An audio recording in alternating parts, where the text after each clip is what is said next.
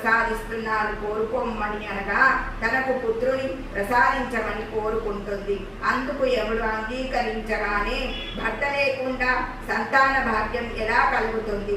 అర్థం చేసుకున్న యముడు ఆమె ప్రాణాలను ప్రసాదిస్తాడు. సావిత్రి యమునికి భక్తిపూర్వకంగా నమస్కరించి సత్యవంతుడు పడి ఉన్న వటవృక్షం వద్దకు వచ్చి ఆ వృక్షం చుట్టూ ప్రదక్షిణలు చేసి మొక్కుకుంటుంది. విగత జీవుడైన సత్యవంతుడు పునర్జీవితుడవుతాడు. సావిత్రి భర్త ప్రాణాలను దక్కించుకున్న శుభదినమైన పౌర్ణమి నాడు భక్తి ప్రవృత్తులతో ఆ జగజ్జనని మనస వాచ కర్మణ త్రికరణ శుద్ధిగా అర్చించి ఆ తల్లి దీవెనలను పొందింది.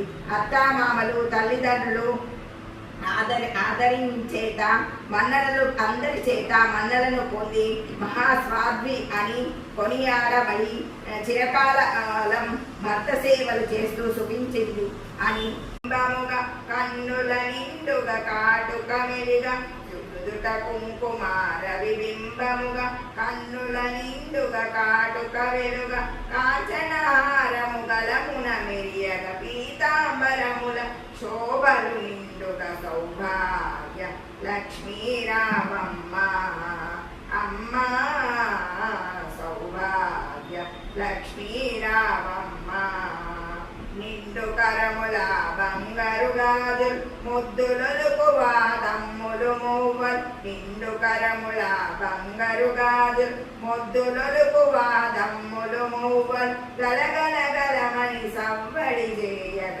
సౌభాగ్య లక్ష్మీరామమ్మ సౌభాగ్యవంతుల సేవలనుందగ సౌభాగ్య లక్ష్మీరామమ్మ నిత్య సుమంగళి నిత్య కళ్యాణి నిత్య సుమంగళి నిత్య కళ్యాణి భక్తజనుల మా కల్పవల్లివై కమలాసనవై కరుణతు నింద కనక వృష్టి కురిపించే తల్లి సౌభాగ్య లక్ష్మీరామమ్మ అమ్మ సౌభాగ్య లక్ష్మీరామమ్మ జనకరాజుని ముద్దుల కుమరితర విపుల సోముని రమణీయమణివై సాధు సజ్జనుల పూజలందుకొని శుభములనిచ్చేది దీవెనలీయట సౌభాగ్య లక్ష్మీరామమ్మ అమ్మ